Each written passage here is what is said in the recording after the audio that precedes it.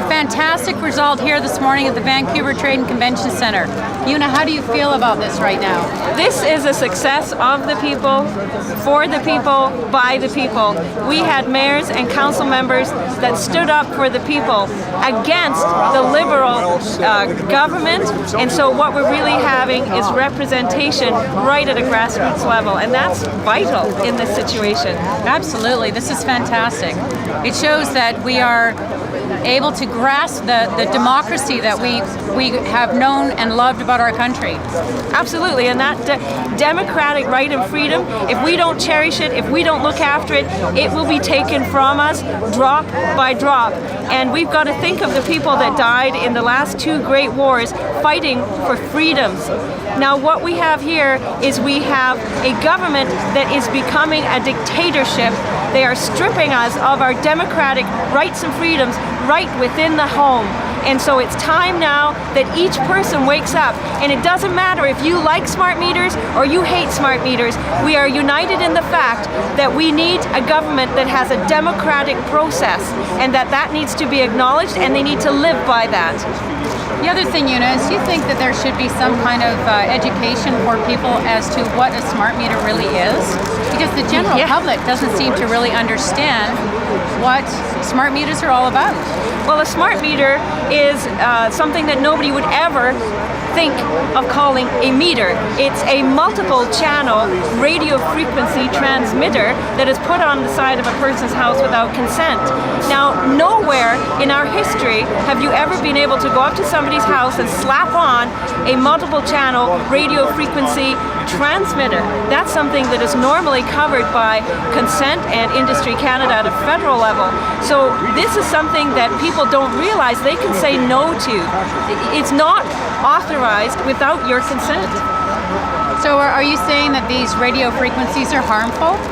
There is enough science now to show that there are risks to this technology. This technology cannot be called safe. The World Health Organization has reclassified radio frequency electromagnetic waves as possible to cause human cancer. That is a Class 2B rating. Now, Class 4 is safe with no risk, according to the World Health Organization. A Class 2B rating is risk and not safe. So we should have absolute right to avoid the perceived dangers within our own home, and never mind just our home, how about our communities? How about this whole grid that's like a fishing net being cast upon all our communities? The streets our children play in, our backyards, places that should be priceless and sanctuaries for everybody to be safe in. And this is disturbing people around the world. It's not just us, although, this is quite important, BC Hydro points to Italy as being a place that has had a good smart meter program. Italy has been wired through the power lines right from the get-go. Idaho is wired. These things can be wired. So we can have a look at the democratic process, and let's have the public weigh in. Do we want to have these risks in our homes, in our neighborhoods, in our streets? How about an alternative? Is there an alternative to the smart meters? What about fiber optic? Fiber optic is to every municipality pretty much across BC, so this is something that could be done in conjunction with the fiber optic owner. They need to work together. It is really about working together after all. That's what we found out here today. And people do need to know that there are these wired options, that according to the Idaho Power business case, a wired smart meter is about $200 per house. A wireless smart meter, according to BC Hydro's business case, is $450 per house. So have a look at that, and plus, we don't even have the cost of the whole back-end system, the data analysis, data control, and all that kind of thing. But we do have the power lines already in place. That infrastructure needs to be maintained, whether we have smart meters or not, and we should be wiring the smart meters, if we get them by democratic process, they should be wired through the power lines or the fiber optic lines or phone lines. Now I understand you haven't seen the BC Hydro commercial, but I will say it's very seductive, and it's a great commercial on that. It talks about going green, it talks about saving the environment and saving us money.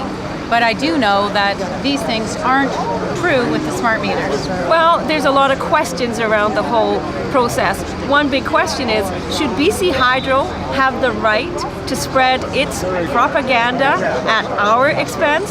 We own BC Hydro. It's a public resource. Have we approved this kind of propaganda when there's this much controversy? No, we haven't. So you have a situation where we've got a corporate policy that is not being approved by the people, even though the people own this public utility. So we, the taxpayers, are paying for this advertisement, and it's something that doesn't sit well with at least half of the population in BC at this moment. Well, I'm really happy that I brought my son today, and he is thankfully wearing a sign and expressing his democratic right to not have a smart meter installed on our home. And I know that a lot of children across the country will be also very grateful that Spencer and my other son Mackenzie, who's also filming today, are very happy of this great result that we've had here this morning. So people, I just want you to take this home with you. This is the beginning. We have one step on the ladder. Thank you to Philippe Lucas from Victoria Council, and thank you to all the other council members and mayors that supported this. Mayor Green is one of them, because I live in Langley and he passed the moratorium on wireless smart meters in Langley. So this is just one step up the ladder, and we need to still present to mayor and councils. You need to speak to your MLA. You need to get active in the democratic process that is enshrined in our Charter of Rights and Freedoms to protect each and every one of us and protect the future for our children and for our children's children. And this is Walt McGuinness. He's with Stop Smart Meters Coalition. I'm with Citizens for Safe Technology, and we work together with Walt McGuinness from Stop Smart Meter Coalition. What do you think, Walt? Well, while we're in the business of thanking, and I don't know if you thanked Sharon Noble yet. We haven't thanked Sharon, but we Sharon thank Noble, the citizen of this province, who just decided that she was going to go to her mayor and council with a resolution to ask her council, to ask the province to put a moratorium on this campaign. This happened just a couple of months ago. And the mayor of Colwood and council had the wisdom and the vision to say, okay, this is not a good deal for British Columbians, it's certainly not a good deal for our city. We're going to ask for a moratorium. Since then, 17 other municipalities and cities in this province have passed the same resolution that the Union of BC Municipalities have passed today. So Sharon Noble has to be thanked, and we have to appreciate that first council to pass that resolution. And I think now we can move forward to every council, in every municipality in the province of British Columbia, and we're going to ask them to pass this motion. Thanks, Walter. Thank you. Speaking of thanking, you know what? I think at this point we should also really thank Una for her groundwork. She began this whole Citizens for Safe Technology, and she wears her heart on her sleeve. She works tirelessly morning, noon, and night, and has connected the country. And as a matter of fact, she has connected the world in this whole issue of smart meters and wireless technology. She has been fighting for this for the last 4 years. So, Una, thank you from the bottom of my heart and from everyone. Thanks to all of you. Thanks to Walt, and thanks to everybody. Thank you, Linda. Thanks very much, cameraman.